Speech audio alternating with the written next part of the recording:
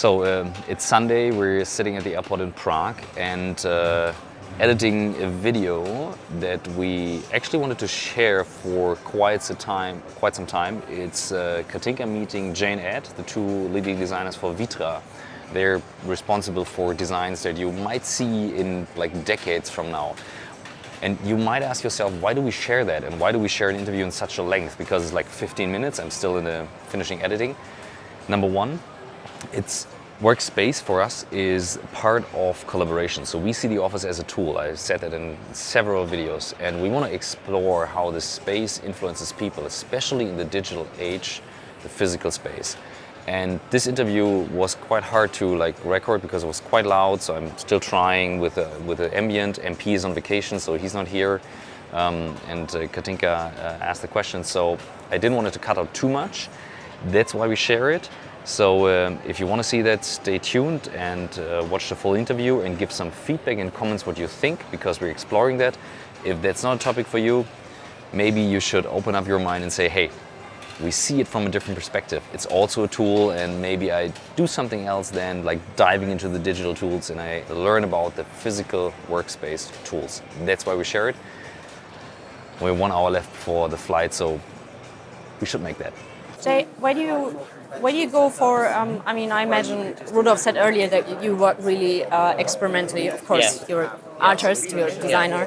Where do you go for work? Like, do you sit in the office or do you go outside? Do you meet people? I travel so much now with work that actually, I've been in 5 countries in the last 8 days. Yeah. So a lot of it's in airports or on the flight. Or what's your favorite spot to work? My favorite spot to work in? Is probably at home, actually. Yeah. So you're a home office person? Well, it's mostly, I get lots of ideas at home, but actually, I just don't think I have an office anymore. And this is part of the thesis of this. So many people are like us now, you can work anywhere. You have the ability to work on your phone, your iPad or your laptop, or even just making notes. You don't have to be at a desk anymore.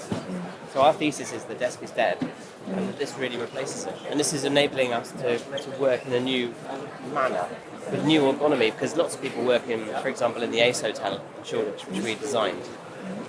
It's full of people working on laptops on sofas, which are not designed for that type of thing. Right. So you end up really hurting your back. Yeah. It's not right. And also then if someone pulls a table up and sits on a chair, they're too high and they sort of tower over you. You can't work like that. I was thinking about that because we face screens and especially mobile phones all the time. Right? It's really bad for your neck, actually. Exactly, and so a lot of people run around like this, like all the time. I mean, you must, besides the fact that you get really muscle pain, it's like not good it's for terrible. you. You're not made for this. And I imagine that, for medical people, there's a whole lot of potential, right? Because it's a whole new group. Them like this, right? Yeah. So not to mention all the people who get hit by cars when they cross the road. Absolutely. No, so what do you think? And do you think that working with mobile phones and screens like this will be there in the next years? But I also think there's a possibility that we'll all go more analog. I spend most of my time in the sketchbook. So I'm either emailing on my phone or I'm actually doing sketches or making notes. So it's kind of real analog fun. It's binary. I'm either completely analog or digital. There's nothing in between. Right. So, for example, you take a seat in there. So what do you think about sometimes I think that the more digital we go, because you mentioned the sketchbook. Yeah. I studied design originally, fashion design, so I need, pins and papers and fabrics and pin everything together in like mood body sort of style. I think that the more digital we go, the more people's need is there for nature, for hand things. What do you think about that? What do you think? How? It's absolutely essential. But I think that, I'm not quite sure how that affects us at work, but certainly in your free time, people are rediscovering the idea of having a hobby, a pastime which isn't work related. What is your hobby? Oh, photography, actually. Oh, is it? Yeah, I would say, yeah. Nice. Which isn't so much tactile, but it is still, for me, it's an extension of what I do. What kind of camera do you have? I say Leica. Yeah, nice. Okay, why did I even ask that? Of course. Nice. Quite a good one though, because for me this is an interesting conversation because this is the first digital camera they've done that's gone to the analog size. Yeah. But also it's the first one that has, for me, just manual interaction. So it's like an old camera. You don't have to look at a screen and scroll through things to make it work. You don't know what you've got until you get it back. Yeah. So there's also that thing, that's the fun bit of not knowing what you've got in the camera. How are you feeling comfort-wise? Here? Yeah, very comfortable. Yeah. Now I was asking myself, I totally see the point that Rudolf was making, that the couch is the new go-to place for work. Yeah. To be honest, I wouldn't like to sit longer than an hour on this thing. In general, on any couch, right? Because of the back. Yeah. You know, usually you sit like this, and afterwards my neck hurts and my back. But that's why you need to, this is why it's ergonomically designed to work at the desk.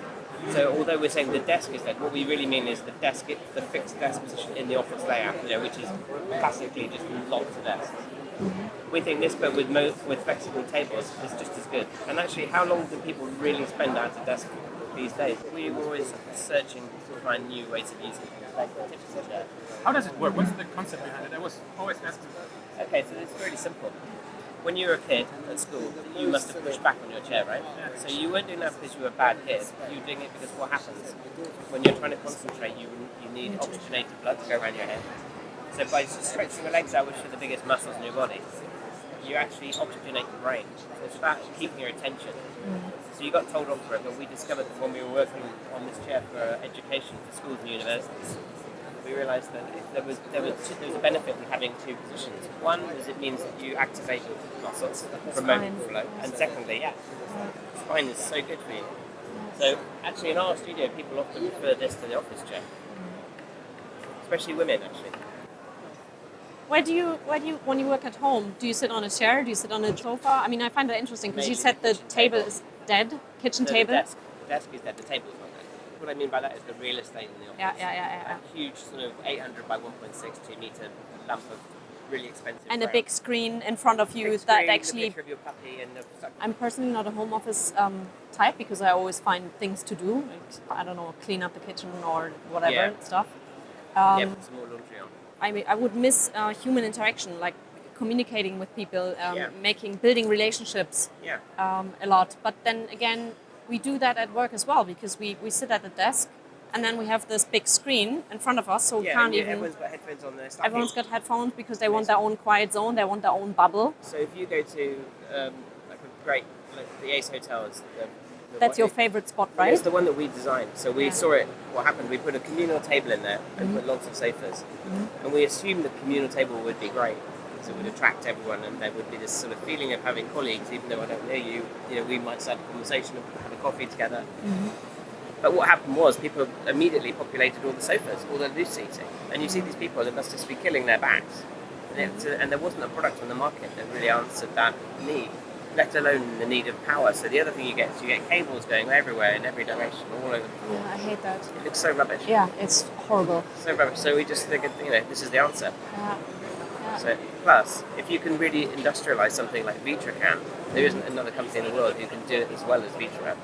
You end up with being able to bring the price down too. So per seat, it's less than having a desk set up for somebody. So 5 elements that need to be in an office. Sofa, definitely good sofa that saves your back. Yeah. And then you want Mobile a kitchen tables. maybe because you personally you work at you meet in the kitchen, you communicate in the kitchen. Yep, Like have a kitchen. coffee You need sort of mobile spot. tables. Mobile tables. And then loads of tips and chairs. And you need lighting. Like these little light here, but again, in a similar spirit. Let me just get one. Oh wow, we don't even have to follow you anymore for light. Yeah, there we go. Nice. So that's the light. This is a new light we did for Floss, which is just come out now. And in a way, it's this idea of the nomadic worker, nomadic light. You can take it when you finish work, take it from the kitchen table outside, have a drink. What is your favorite item, like for workspace? Probably the pencil. A pencil. Yeah. No, for me, without this, I wouldn't really have a job. Do you have a sketchbook with you right now? In my bag, yeah. In our industrial design area, we have like 10, 12 people, and then it is. We use tracing paper, we make models. Someone's broken that. I mean, when we first started working together, we used to write letters to our clients and contractors. I mean, they're faxed, but they were handwritten mostly. We used to send drawings in the post, and there was something very nice about that. There was something physical about it. You'd actually receive a package of drawings and you'd open them up and lay them out. And just but then you're receiving also you're also very. You're an artist, right? So you need to create think I was talking about that the other day because our daughter, both our kids go to a Waldorf kindergarten. They say it's very important for kids to build with things, to understand physics. How does things fall apart when you build a thing with wood? And that's also, you create things, right?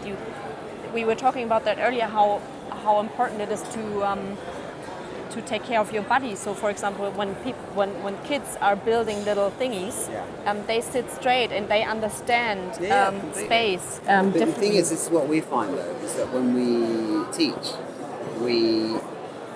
all the sort of younger students now, they try and design on a computer. It's not possible. You cannot do it. You have to design in physical and three-dimensional way. And then, obviously, there's an element of it which is done on the computer, like when you need the data, when you need the final drawing. But people think that you can just design a table and then just like, there you What go. do you use for designing? What do you love? I mean, Materials. Yeah. Anything, cardboard, wood, foam. In the studio, we have a workshop where everyone does. They do. If it's a really fast, so if, for example, if we were designing that stool, we would probably make it out of cardboard, which would take someone an hour, and then we'd say, okay, yeah, it looks a bit too big, a bit too small, whatever.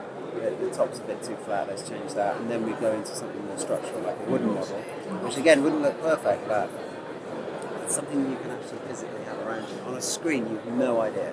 You've really no idea about their kind of, you know it's going to look something like that, but you don't have any kind of emotional connection. The other thing about computers is that if you're drawing, you're not measuring, you don't have to make decisions, it's intuitive. So if I was to draw that stool, you just do it like this until it feels about right. If you're trying to do it on a computer, immediately you have to make a decision on the height and the diameter, and you can't. It doesn't just happen. So you're already making decisions that you shouldn't even be making at that point, at the early concept stage of a project, about using it for the right thing. It's about the appropriate use, is what I think. Because it's not like we're against computers. Of course we're not. We use computers in the studio the whole time. It's like, when do you use it? When do you need it? You need it at the end of the project. Everything, I believe that everything you have around you on a daily basis, you have to have some kind of relationship with. Yeah, because everything is energy. If things offend you, then why have you got them? And if they don't work properly, you just get rid of them. So, everything from the finish, from the surface finish, if this was really scratchy fabric, then obviously you don't want it in your life. And if the light's just too blue and it's not a very warm light, you don't want that either.